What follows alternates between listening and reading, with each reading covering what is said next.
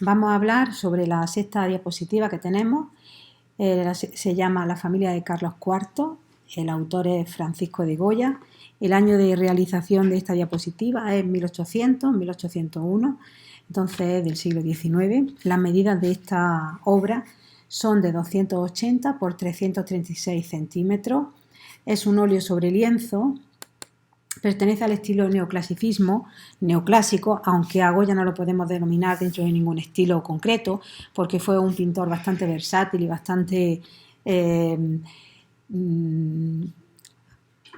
variable o cambiante, y tuvo estilos de pintura muy diferentes. El género de la obra que vamos a ver es un retrato y se encuentra en el Museo del Prado, en Madrid, y el tema es el retrato, un retrato colectivo, el retrato de la familia del monarca Carlos IV. Aquí tenéis una imagen sobre esta obra, sobre esta pintura.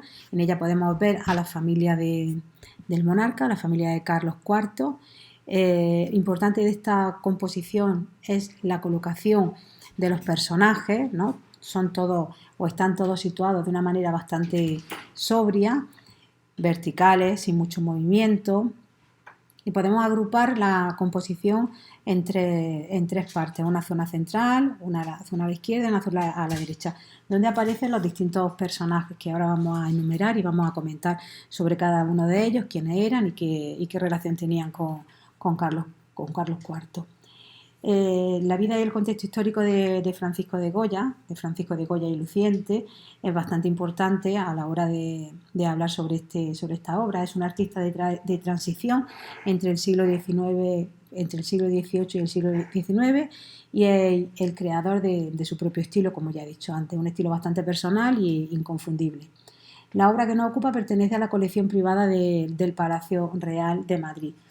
En 1824 esta obra pasó a formar parte del recién creado Museo del Prado, donde hoy en día todavía podemos verla, podemos contemplarla, sigue estando allí. La vida y el contexto histórico influencian bastante a Francisco de Goya.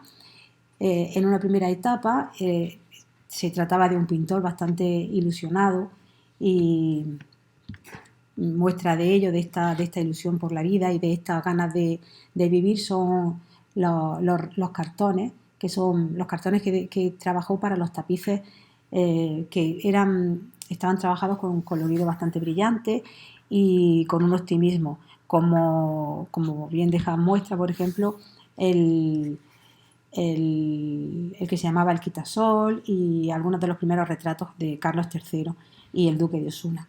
A partir de 1792 comienza a quedarse sordo, comienza su sordera, y al mismo tiempo empieza a variar su optimismo.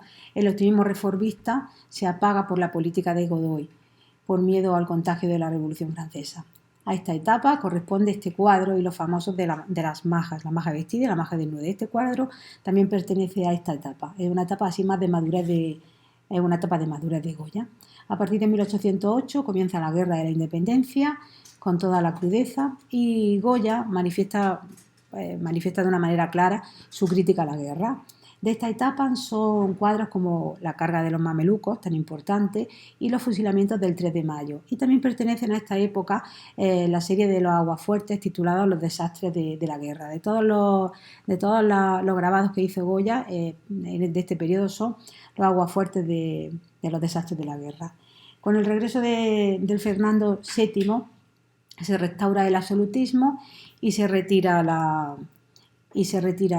Quinta del Sordo. Goya se retira a la Quinta del Sordo y allí empieza a pintar en las paredes sus pinturas negras. De estas pinturas hablaremos en posteriores diapositivas. Tenemos unas cuantas diapositivas por delante para tratar el tema de Goya, y sobre sus pinturas negras hablaremos en otra diapositiva posterior. Y sus series de los disparates, que reflejan su decepción y su pesimismo. Aquí tenéis representadas también dos obras, como he dicho antes, La maja vestida y La maja desnuda, que también pertenecen a esta época de la obra que nos ocupa, de la familia de Carlos IV. Aquí podéis ver también un poco la representación más detallada de estos personajes, donde cada uno de ellos Él lo representa Goya de una manera muy determinada, intentando hacer un poco un retrato más psicológico, no tanto embellecer a la persona, sino retratar un poco el interior de cada uno de ellos. El que era un poco más bonachón, como era el caso de Carlos IV, o de su mujer, María Luisa, que era la que se supone que llevaba la voz cantante en el palacio, era la que mandaba un poco.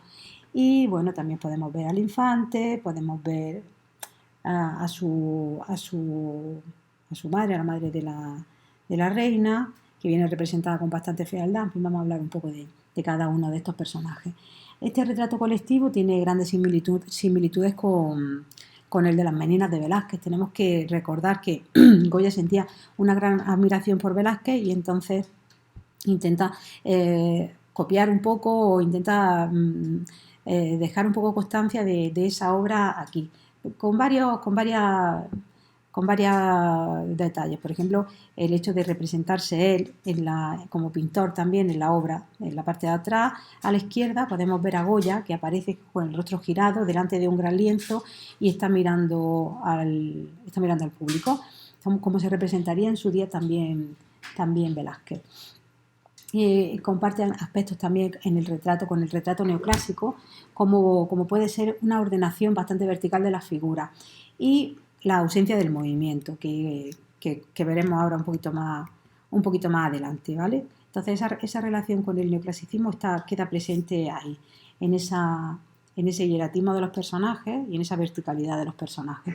En este cuadro está representada la familia real, ¿vale? Distinguiéndose, como hemos dicho, estos tres grandes grupos.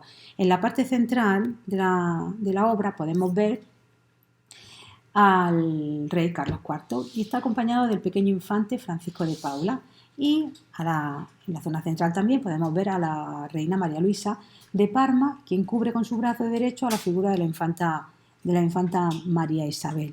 Esos son los que ocupan la parte central, el rey, la reina y los dos infantes. En el lado derecho de la obra podemos observar al hermano de Carlos IV, que es don Antonio de Pascua, y a la hija primogénita del monarca, doña Carlota Joaquina, así como podemos ver también a don Luis de Borbón, que es el príncipe de Parma, junto con su esposa, la infanta María Luisa, y el infante Carlos Luis, hijo del matrimonio. Y en la parte izquierda podemos encontrar a Carlos María Isidro, que será el futuro rey Fernando VII, que va acompañada por la figura de una desconocida. El rey Fernando VII va vestido de azul. Esa figura de esa desconocida que tiene girado el rostro será la futura esposa. Lo que pasa es que como aún no estaba prometido, pues no se pudo pintar el rostro de ella. Entonces por eso se representa girado por el anonimato de este personaje todavía. Y también se representa a la hermana del rey, doña María Josefa, entre Fernando VII y la que sería su esposa.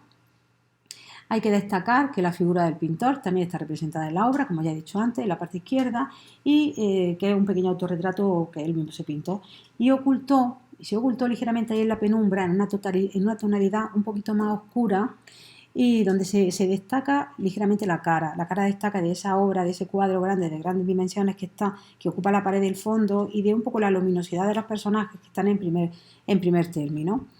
Quiso salir en esta obra o quiso salir él representado tras el bastidor, tras el lienzo que tiene, para mostrar esa cercanía que él tenía con la familia real y con la burguesía, aunque se representa como si fuera un espectador independiente, ¿vale? En la escena. Aquí lo podemos ver, ¿vale? Como un espectador independiente en la escena. También podemos, también os he puesto aquí un poco un árbol genealógico para que veáis pues un poco las relaciones entre los personajes de la obra y qué relación tienen cada uno con los otros. Y aquí, pues para que identifiquéis un poquito más a cada uno de los miembros, ¿vale? Al rey, a la infanta, a la reina, al infante, a la futura esposa, que os he dicho que aparece con el rostro ligeramente girado, a la hermana del rey, doña María Josefa, que era bastante fea y la representa Goya de una manera muy real, con un lunar muy grande en el rostro, y, en fin, hace bastante realismo, o sea, hace es bastante fiel la representación que hace de los personajes, ¿no? Algunos dicen que se está burlando de ellos de alguna manera, pero en realidad no se burla de ellos. Lo que hace es pues, un retrato psicológico también de cada uno de estos personajes. Si seguimos un poquito, aquí podemos ver eso de lo que hemos hablado, esa ordenación vertical de la figura y cómo el infante está ocupando, el infante Francisco de Paula está ocupando la parte más central de la obra, con esas tonalidades rojas que dividen esa obra en dos partes. También podemos hablar un poco de esa luz de Goya, esa luz que hace que brillen tanto los ropajes, tanto los dorados, tanto las condecoraciones, ¿no? Una zona bastante más iluminada y luego una zona un poquito más oscura en la parte baja y la parte de atrás. Y eso, y aquí podemos ver como las figuras están todas verticales y bastante rígidas, sin ese movimiento que pueden tener después. En este caso, ahí sí que es fiel un poco a ese neoclasicismo que impera en este momento. Aquí tenemos para que veáis esa comparación con las Meninas de Velázquez, ¿no? En cuanto al movimiento también de las cabezas y a los pies. Los pies son importantes porque Goya representa ligeramente más adelantado a los personajes que son más importantes y ligeramente más atrasado a los personajes que son menos importantes. Lo que pasa es que en las cabezas no se puede apreciar eso, pero sí que se aprecia bastante en los pies. Goya cumple todo el protocolo colocando los personajes más cerca del espectador cuanto más importantes son. Y esto a la altura de las cabezas apenas si se nota, pero si se mira al cuadro de abajo a arriba y la colocación de los pies nos da la posición política y social de cada uno de ellos. Bueno, la posición social más que política. Y ya finalmente podemos hablar un poco de los elementos plásticos de esta pintura. La pincelada de Goya es suelta y relega el dibujo a un nivel secundario y destaca un poco ese cromatismo que...